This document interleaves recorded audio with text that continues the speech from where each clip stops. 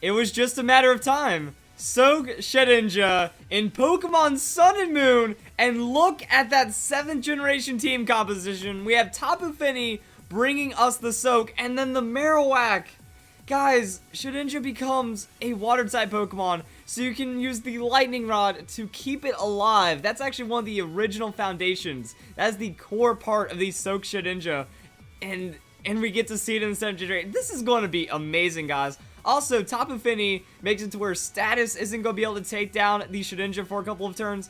I want to see how all of this unfolds. That is going to get pretty insane. Raichu, with that Volt Switch, going to pop out against Tapu Fini because it thinks it can't do anything to the Shedinja. So, that's going to be pretty crazy. That's going to be the Swampert sent out as well. And Shedinja goes for the Swords Dance.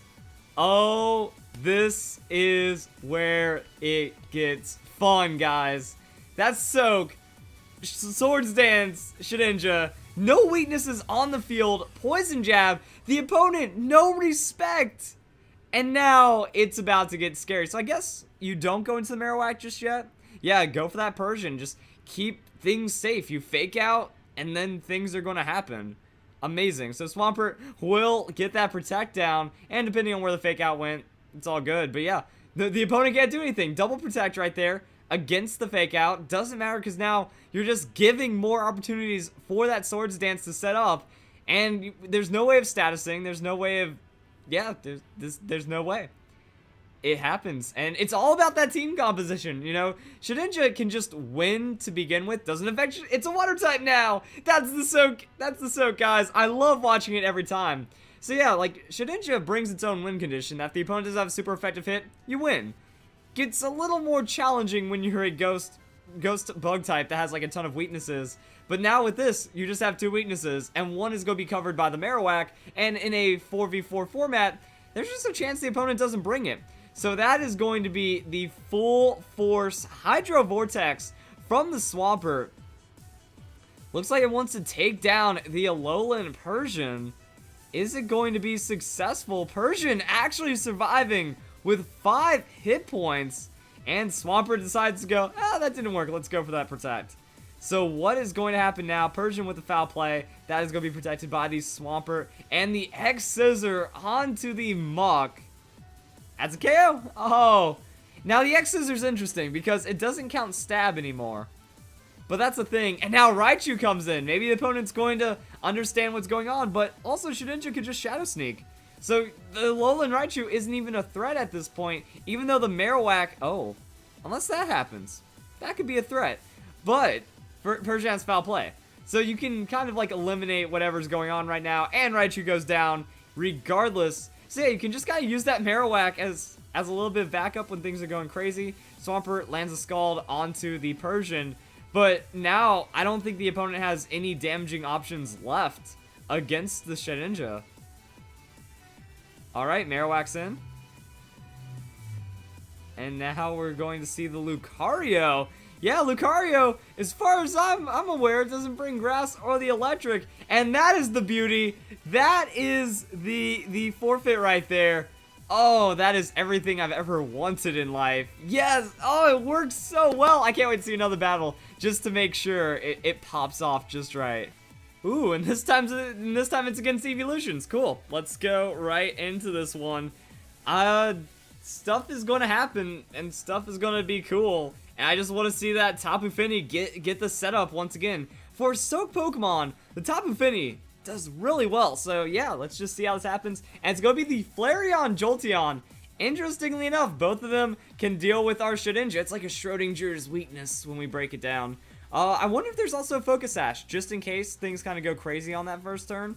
Like, that way if Flareon's scarfed and outspeeds or something happens, at least we're still going to get our setup. But Tapu Fini, tanky enough to survive the Thunderbolt. And then Shedinja doesn't care. It knows what it is. It knows what it wants to do. And it just straight up hits that Swords Dance. Tapu Fini with the Soak. And now, whatever fire type hit that the Flareon was going for will become nothing. So the Flame Charge onto Wonder Guard. No free setup for you. And then Tapu Fini with the leftovers. Nice. So now things are about to get pretty fancy. Tapu Fini with that switch out. Going into the Marowak. That's how we do it, guys. Jolteon's Thunderbolt gets lightning rodded by the Marowak. Wonderfully played. Beautiful right there. I guess that grass-type Pokemon kind of are a problem, but yeah, that +2 Shadow Claw going to be enough to take down the Jolteon.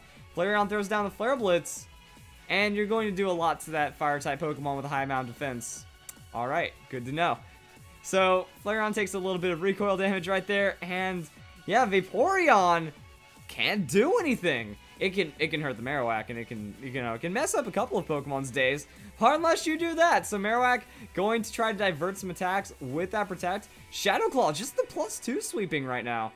Not enough to take out Vaporeon because Vaporeon is tanky. Muddy Water will be protected right there. Shedinja has that Wonder Guard. Soak! Oh, so good on the Shedinja, and it's still working in the 7th generation. Actually, I feel it's stronger. Like, the Marowak's already meta, and it's very powerful for a Lightning Rod Pokemon. And then the Tapu Fini, we have no status and all kinds of fun stuff like that. So now we get to see Shadow Claw. Vaporeon is done, boys. What else is left? So can't really do too much either. Switch with the Tapu Fini, going to be a very heavily resisted hit right there. Flareon takes a little bit more damage by recoil. It's kind of sad when you see how little damage Flareon is taking. That means it's not dealing a lot of damage. And the last one for the opponent that we're going to see is the Glaceon.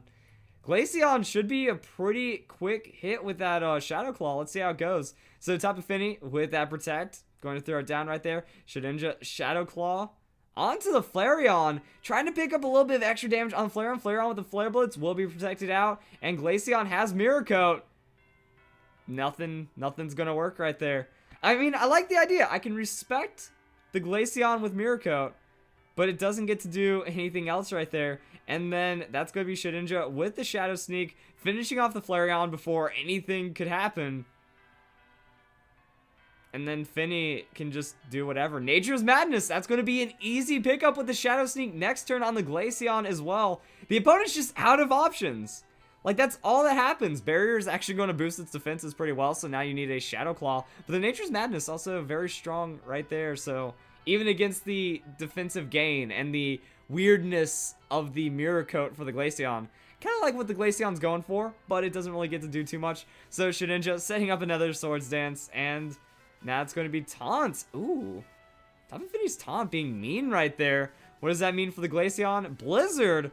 Well, Blizzard's only going to be able to hit the Tapu Fini, and Tapu Fini avoids anyways. So it looks like this battle can end right now. And the funny thing is, he said that the best battle was actually a disconnect, so we don't even get to see like any of the other craziness.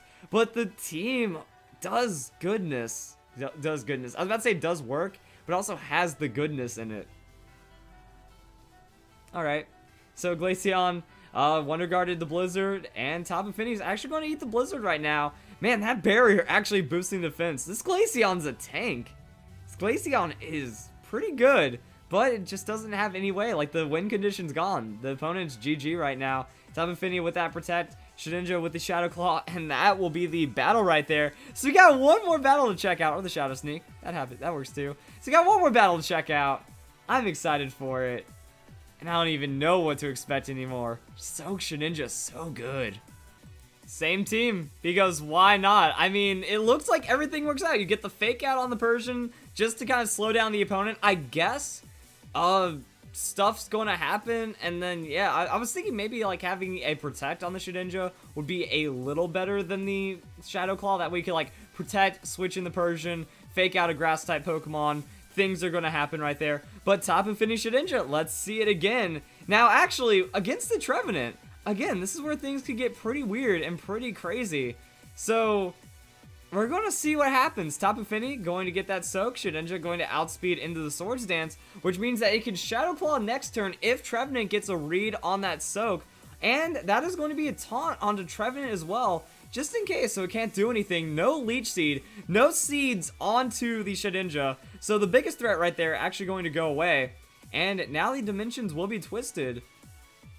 Alright, so Reuniclus has the Psychic, going to try to get some damage on Tapu Fini. Tapu Fini's a tank though, so will be in a pretty good range. Special Finch drop kind of sucks. The Shadow Claw onto Shedinja, so we do see the Focus Sash. You get that turn of safety when you need it. and that is going to be hanging on there with a Focus Sash. Soak onto the Shedinja now undoes all of the plans right there. Changes it into Water type, and Shedinja with the Shadow Claw. +2, Shadow Claw, Trevenant, dead.